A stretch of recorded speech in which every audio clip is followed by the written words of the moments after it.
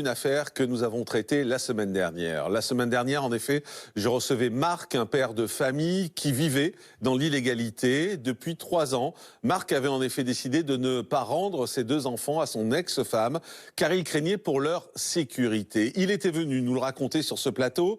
Après la séparation avec sa femme, il avait en effet fait une terrible découverte. Ses enfants lui avaient avoué que leur mère vivait avec Manuel, son ex-compagnon réputé violent. Inquiet, Marc avait donc décidé de se renseigner encore davantage sur ce nouveau beau-père. Et il avait alors découvert que Manuel était mis en examen pour inceste sur sa propre fille, Ophélie, âgée de 14 ans. Et c'est donc par peur de ce qui pourrait arriver à ses enfants que Marc avait décidé de vivre dans l'illégalité. Il était révolté qu'un principe de précaution ne soit pas pris dans ce genre de cas. Pourtant, 48 heures après le passage sur notre plateau, la justice a décidé de reprendre ses enfants à Marc. Jeudi dernier, Marc part en effet chercher sa fille à l'école et lorsqu'il arrive, le père de famille découvre des gendarmes devant l'établissement scolaire. Marc comprend immédiatement ce qui est en train de se passer. Sa fille est emmenée et Marc ne peut même pas lui dire au revoir. Une même opération est en cours au même moment au sein de l'école de son fils. Une double opération qui a choqué tout le village de Saint-Pargoire dans l'Hérault. On va en parler dans un instant avec Marc qui sera en direct avec nous. Mais tout d'abord, un document exclusif. C'est ce moment où les gendarmes sont venus chercher l'un de ses enfants à l'école. À ce moment-là, Marc est arrivé et il a filmé les gendarmes venus prendre les enfants. C'est ce document qu'il nous a transmis. Regardez, c'est un document exclusif. On va voir. Donc bien sûr, vous inquiétez pas, le droit à l'image, je mettrai pas vos têtes, je les foutrai. C'est juste voilà aujourd'hui. Et ben voilà, on m'a pris les enfants devant l'école sans que je puisse leur dire au revoir. Vous inquiétez pas, je flouterai. Vous inquiétez pas, regardez, ils sont là, la police en action pour rendre les enfants chez quelqu'un qui est accusé de viol sur mineur. Mais regardez bien, voilà, on me prend les enfants devant le collège et devant l'école pour les mettre chez quelqu'un qui est accusé de viol et d'inceste sur sa propre fille. Regardez. Voilà. Voilà la police. Voilà, des images assez spectaculaires et impressionnantes, parce qu'on voit tous ces gendarmes qui sont là, qui sont présents sur place, qui sont armés. On va en parler dans un instant avec Marc qui sera en direct avec nous. Mais juste avant de parler avec lui et pour que vous compreniez bien la situation, je vous propose de faire un rappel des faits sur ce qui s'est passé et pourquoi Marc en est arrivé là. Et juste après, Marc est en direct avec nous. Nous sommes à Saint-Pargoire, un petit village situé dans l'Hérault. C'est ici que vit Marc. Et en 2009, cet enfant du pays, facteur, fait la rencontre de Fanny sur son lieu de travail. Le coup de foudre est immédiat et le couple s'installe ensemble. Après avoir scellé leur union, ils mettent au monde 2 enfants, Maxime et Louane. L'homme devient alors un père de famille comblé. Mais après 8 ans d'amour, Fanny quitte brusquement le domicile conjugal. L'épouse de Marc ne donne aucune explication à son départ. Une situation délicate à laquelle ils tentent de faire face. Pour protéger leurs enfants, après leur séparation, ils conviennent ensemble d'une garde partagée. La résidence principale est alors chez Fanny, mais Marc peut leur rendre visite autant qu'il le souhaite. Et si tout semble se passer pour le mieux, ce quotidien va rapidement tourner au cauchemar pour le père de famille.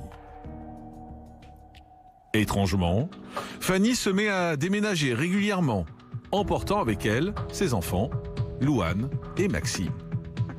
Marc s'en insurge et fait tout pour continuer à les voir. Mais un soir, alors qu'il ramène ses enfants chez leur mère, il s'aperçoit qu'un homme est présent au domicile.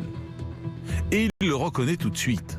Il s'agit de Manuel, un des anciens compagnons de Fanny. Et pour Marc, c'est la stupeur. L'individu se serait en effet dans le passé montré violent envers Fanny. Et elle aurait même déjà porté plainte contre lui. Inquiet pour ses enfants, Marc décide immédiatement de les interroger. Et il découvre que Manuel vit avec eux depuis plusieurs mois. En pleurs, Maxime et Louane révèlent même qu'ils battraient régulièrement leur maman devant leurs yeux. Fanny, elle, semblerait être complètement sous l'emprise de cet homme. Marc tente de raisonner la mère de ses enfants, mais rien n'y fait. Et en se renseignant davantage sur Manuel, c'est le choc pour Marc. Il apprend que Manuel serait accusé d'inceste depuis 2016. Et la victime ne serait autre que sa propre fille, âgée de 14 ans au moment des faits. Marc, consterné, tente de recueillir plusieurs témoignages. Et très vite, d'anciennes compagnes du suspect se manifestent. La plupart décrivent un homme très violent. L'une d'entre elles confie même que Manuel aurait tenté de la noyer. Marc est consterné et il prend une décision radicale. Tant que Manuel n'est pas jugé pour les faits d'inceste qui lui sont reprochés, il refuse que ses enfants soient en contact avec cet individu. Marc fait donc le choix de garder ses enfants, Maxime et Louane, auprès de lui. Il ne souhaite plus les rendre à leur mère tant que Manuel vivra sous le même toit.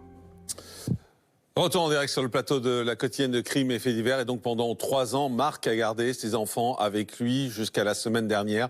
Vous l'avez compris, ou jeudi dernier, les gendarmes sont intervenus dans chacune des écoles des enfants et ont récupéré ces enfants. On est en direct avec Marc. Bonjour Marc, merci d'être en direct avec nous. D'abord, je suppose, et on a vu les images que vous nous avez confiées, je suppose que c'est un choc quand vous êtes arrivé à l'école et que vous avez vu tous ces gendarmes qui étaient présents sur place. Oui, c'est ça exactement, oui. Sûr, c'était un choc terrible. Ils étaient nombreux, il y avait des mitraillettes. Enfin, pour une histoire comme ça, je ne pensais pas qu'on pouvait sortir une telle artillerie, en fait. Comment vous avez réagi? Vous avez compris tout de suite qu'à ce moment-là, ils étaient là pour reprendre vos enfants? Bah, j'ai compris, oui, de suite que c'était pour moi, mais je pensais vraiment qu'ils allaient appeler le procureur ou quelque chose comme ça, en fait, et que éventuellement ils pourraient faire quelque chose. Mais ils m'ont dit que j'avais pas le choix. Ils m'ont dit que ma fille était déjà partie et que j'avais pas le droit de dire au revoir à mes enfants. Vous êtes dans quel état d'esprit aujourd'hui, Marc? Bah, je suis dégoûté de la situation et puis je suis dégoûté que mes enfants en fait ne puissent pas repartir ne serait-ce qu'avec un minimum d'affaires personnelles pour eux, quoi. J'arrive pas à comprendre. C'est-à-dire qu'on les a même pas, les gendarmes sont même pas venus récupérer quelques affaires, sont même pas venus pour que vous puissiez dire au revoir avec vos enfants, quitte à ce qu'ils soient là, mais il n'y a même pas eu de dernier contact. Non, ils ont pas voulu, ils sont partis comme ça. Enfin, je veux dire, ils ont même pas pris leur peluche avec laquelle ils dorment. Je sais même pas, en plus, j'ai même pas de nouvelles d'eux. Ça fait depuis jeudi. Les dernières nouvelles, c'est le monsieur là, qui prend le téléphone et qui me dit non, tu parleras pas à tes enfants. Donc là, ça fait 6 jours que j'ai pas de nouvelles en fait de mes enfants ni de mon épouse. J'ai pas de nouvelles physiquement ni par la parole. Est-ce que vous êtes inquiet pour vos enfants aujourd'hui, pour leur sécurité? Oui, bien sûr, bah oui, carrément, oui, bien sûr, oui, je suis très inquiet parce que je ne sais pas ce qui peut se passer. Je suis allé faire quelque chose là, donc on verra bien ce que ça donne, mais je pense que c'est de la folie en fait. Il y a l'avocate de la mère, hein, de votre femme qui s'est exprimée et qui dit quelle que soit la personne, en tout état de cause, on ne peut pas se faire justice soi-même. Il y a des limites à ne pas dépasser. Et donc vous n'auriez pas dû, c'est ce qu'elle l'explique, hein, vous n'auriez pas dû enlever vos enfants il y a 3 ans et garder ces enfants avec vous contre les décisions de justice. Oui, mais bon, à un moment donné, enfin moi je pars du principe que quand un enfant est en danger, si on vient le protéger, si on nous, comme on dit, si on nous accuse directement d'enlèvement, enfin c'est absurde en fait. Si quelqu'un qui veut protéger un enfant, il est dans l'illégalité, ça sert à quoi? Oui, mais là c'est vous qui étiez dans l'illégalité puisque la justice, à chaque fois, finalement, a donné raison à la maman. Ben, pas depuis 3 ans, parce que la juge pour enfants, en fait, c'est le même jugement. J'ai fait appel de la décision. Ah oui. C'est vraiment le même jugement qui a été rendu. Mais elle aurait pu très bien faire appliquer le jugement depuis 3 ans. Oui, mais le jugement demande à ce que vous rendiez vos enfants, Marc. Le jugement JAF, oui. Mais le juge pour enfants, en fait, il voit très bien la situation. Il pourrait faire changer les choses. Mais il ne le fait pas. Mais il ne le fait pas. Donc ça veut sans doute dire qu'il juge qu'il n'y a pas d'urgence. Ben, c'est pour ça que je me pose des questions. Qu'est-ce qu'ils appellent des urgences alors? Qu'est-ce que vous allez faire, Marc? Ben, je vais entreprendre toutes les démarches qu'il faut légalement pour vraiment récupérer mes enfants avec moi et je lâcherai pas et je ferai tout pour. Et vous le savez, parce qu'on en avait discuté quand vous étiez venu la semaine dernière sur ce plateau, que ce qui vous dessert totalement dans cette affaire, au fond, c'est d'avoir enlevé vos enfants, de les avoir gardés pendant 3 ans. Et c'est pour ça que la justice a tendance à hausser le ton, à taper du poing sur la table, parce qu'elle considère que vous n'avez pas respecté ce qui était dit et que vous n'avez pas respecté les règles. Et c'est ce qui va sans doute rendre votre démarche encore plus difficile dans les semaines qui viennent. C'est ce que j'explique, c'est ce que j'explique vraiment. Ben, où commence alors la protection d'un enfant, vraiment? Si on pense qu'il est en danger, si on le protège et qu'on vous accuse d'enlèvement, c'est complètement absurde, c'est ce que je réponds. C'est complètement absurde. Face à des faits d'inceste, à un moment donné, si on ne met pas en protection les enfants, si c'est pas un danger, c'est quoi le danger en fait? Qu'on m'explique, juste qu'on m'explique où commence le danger. Voilà.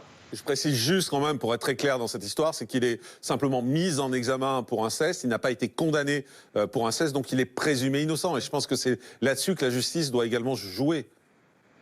Ben oui, ben c'est pour ça que moi aussi, je le dis clairement, où commence le danger? Rien que des présomptions comme ça, est-ce que ça suffit pas de montrer qu'il y a un petit danger? Et petit danger, il y a le mot danger quand même. Donc pour moi, il faudrait juste mettre en protection les enfants. Vu qu'ils vivaient avec moi, en plus, ça aurait été très simple à mettre en place.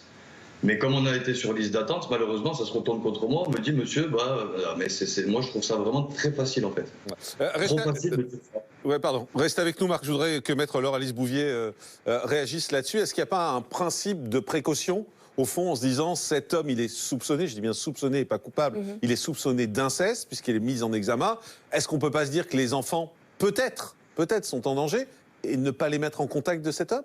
Alors effectivement, Jean-Marc, on pourrait se dire ça. Le problème, c'est que les parents ont une obligation de protection de leurs enfants, y compris à l'égard de l'autre parent, si celui-ci peut être potentiellement directement ou indirectement un danger pour eux. Mais on n'a pas à proprement parler de principe de précaution dès lors qu'il n'y a pas d'éléments qui laissent penser à la justice que les enfants seraient effectivement en danger. Je crois savoir qu'il y a eu des enquêtes sociales qui ont été menées, qui n'ont rien révélé.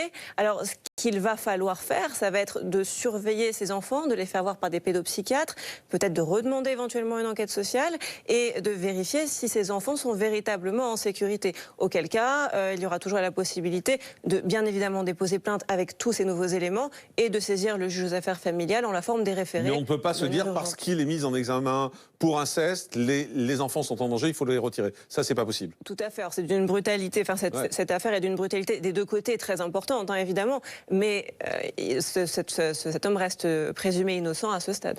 Juste un mot, Stéphanie Germani, docteur en psychologie, parce qu'on a entendu le récit de Marc quand il nous a expliqué comment ces enfants ont été récupérés à l'école. On a vu, on va les revoir, on a vu les images de ces gendarmes qui sont nombreux, qui sont avec la voiture, qui sont armés. Regardez, on les voit là, enfin ils sont armés parce que c'est des gendarmes de toute façon. Ils sont nombreux, ils sont au moins 7 ou 8 pour venir récupérer les enfants. On imagine le choc que cela peut représenter pour ces enfants qui ne peuvent pas dire au revoir à leur père, qui ne peuvent pas venir récupérer leur doudou avec lesquels ils ont envie de dormir. Ça peut paraître des détails, mais c'est important psychologiquement. C'est un vrai traumatisme à nouveau, sachant que depuis 3 ans déjà, ils ne peuvent pas voir leur mère. Oui, tout à fait. Lorsque je regardais les images, je me posais justement la question de l'accompagnement vis-à-vis de la psychologie de l'enfant.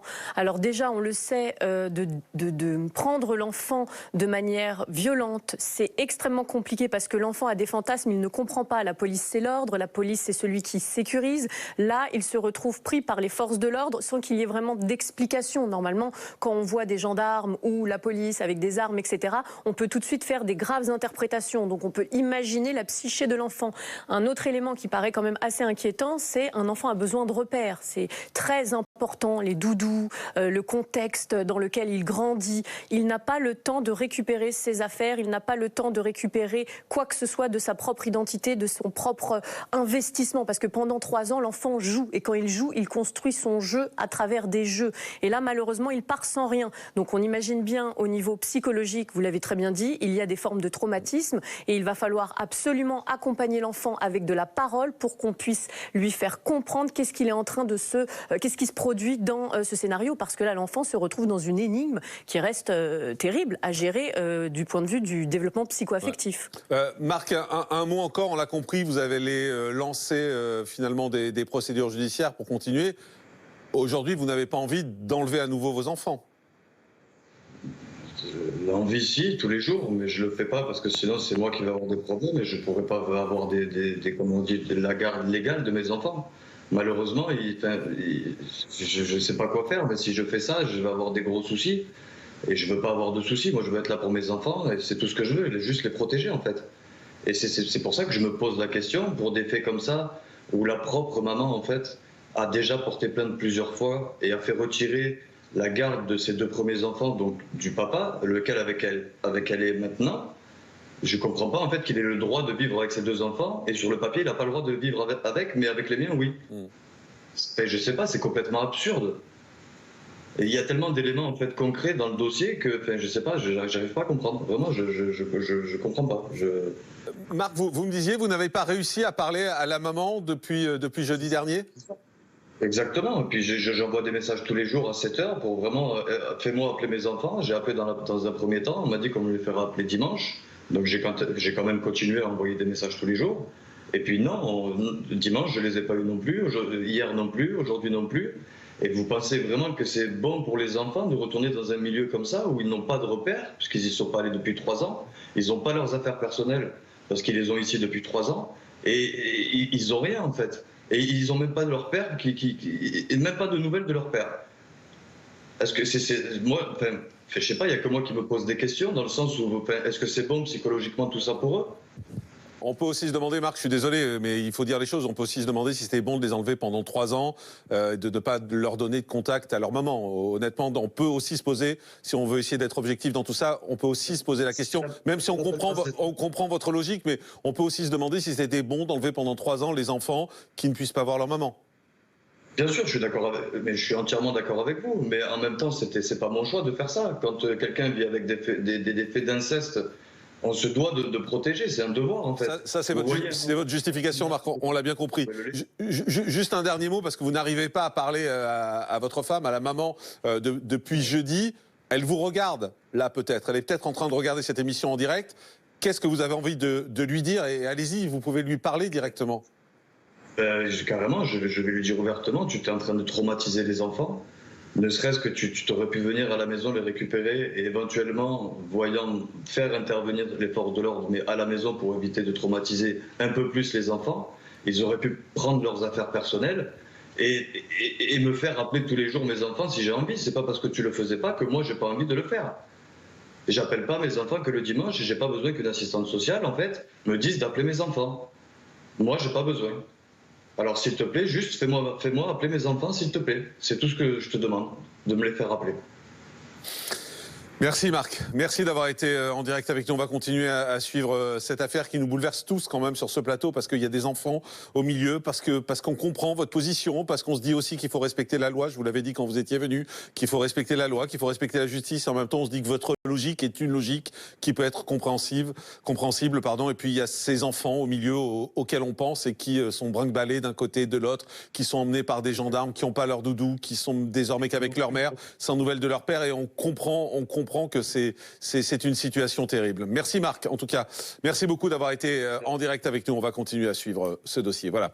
On voulait y revenir aujourd'hui parce que c'est vrai qu'on aime bien suivre les affaires, vous savez, dans cette émission. Et là, ce rebondissement nous a un peu surpris parce que ça faisait 3 ans que ces enfants étaient avec leur papa, que personne n'était intervenu, les gendarmes n'étaient pas intervenus. Les choses se sont accélérées jeudi dernier et on voulait vous en informer.